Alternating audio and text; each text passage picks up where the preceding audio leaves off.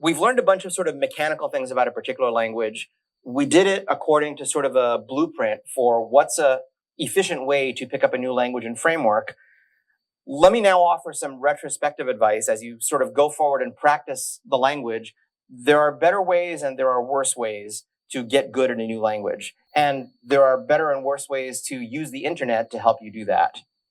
So I will give you some of my thoughts on this so that I can help you make either fewer mistakes than I made, or if not, at least make better mistakes than I made. So what do you do if you want to learn a language in the least effective possible way, in a way that almost ensures that the time you spend will have absolutely no long-term value in terms of your getting better as a programmer in that language? One thing you can do is copy code without understanding it. Stack Overflow is great. I don't know how people programmed before we had Stack Overflow, but like any tool, there are good and bad ways to use it. If you copy code without understanding it, something sooner or later is going to go wrong. So I am not saying you shouldn't use Stack Overflow. On the contrary, the more time you spend on Stack Overflow, the more likely you are to learn the language. But make sure that you understand what is being done in a piece of code before you put it into your application. Most of the time, it's not going to be exactly what you wanted. But if you see other people using idioms in a certain way, you will get more comfortable with them. And then you'll be able to adapt the code to actually do the thing you need in your use case. On a similar note, there's a lot of tutorials out there. We'll walk you through how to do X, Y, and Z. The problem with a lot of those is that that's literally all they do. They say, do this, then do this, then do this. They basically tell you what to type. I'm not a huge fan of those because it's easy to just kind of mindlessly follow the steps and believe that you have come to understand something, right? So if you follow these tutorials, make sure that you're asking yourself questions about, well, why is that the next thing to do?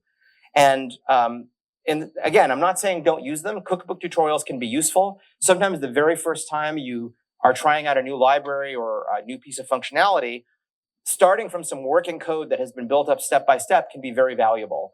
But again, just like with copy pasting, don't do it blindly, right? Really make an effort to understand what's going on. Each time they say, now you should type this, ask yourself, okay, why should I type this? What's the motivation? The better tutorials will actually have some explanation of why you have to do that. The worst ones won't. I didn't used to have this advice in my slides, but I have it now. Ask an LLM to just write your code. LLMs are becoming really good at code writing. And I don't care if you use Copilot or one of the various chat GPTs. To my mind, the effect on code writing ability is basically the same as if you're copying code without understanding it. In fact, one of the very few scholarly studies that I've seen on how programmers use LLMs to write code, basically the early findings are, if you're proficient in a language, this can save you a lot of time. It can help you write boilerplate code a lot faster. It'll save you time looking up things and documentation that you might have forgotten about. But if you're a novice programmer, or at least a beginner in a certain language, it's not particularly helpful because, first of all, it might not be 100% right. And second, if you don't really understand what it did, you won't know whether it's 100% right, and you certainly won't know how to fix it.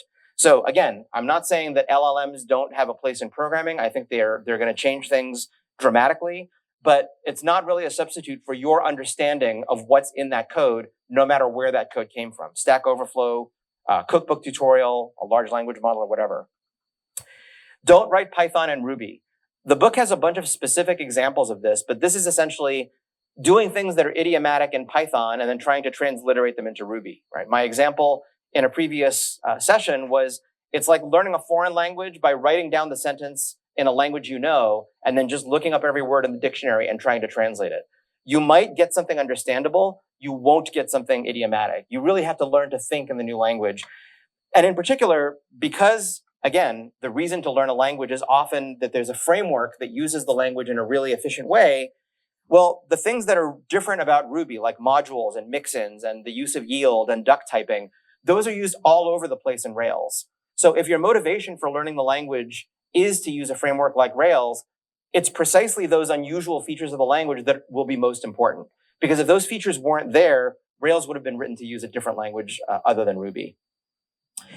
Peter Norvig, longtime VP at Google, one of the great names in AI. I wouldn't be surprised if many of you have learned basics of AI from one of his textbooks, has a great blog post called 21 Days, in which he rails against books that have names like learn C# in 21 days or learn JavaScript in 21 days. There's no books that say learn neurosurgery in 21 days because everybody acknowledges that neurosurgery is hard and there's no possible way that you could learn it in that amount of time.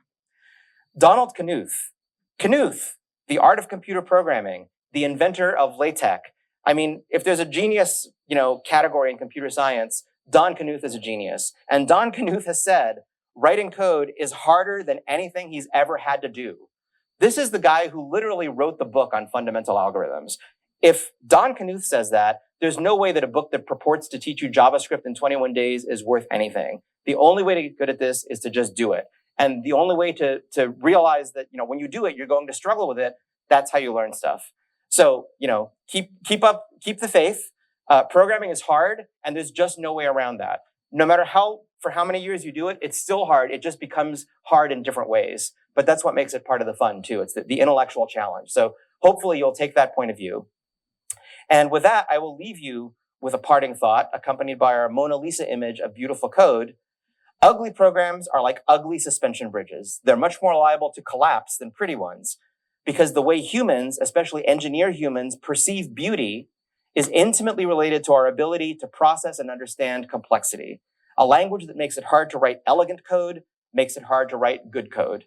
This is, I don't think I could have said it better myself. And this is from Eric Raymond, who wrote a sort of manifesto about 20 years ago, The Cathedral and the Bazaar, comparing the open source community development process versus the proprietary closed source process that was used at large commercial software companies. This is the reason that I think beautiful code is so important.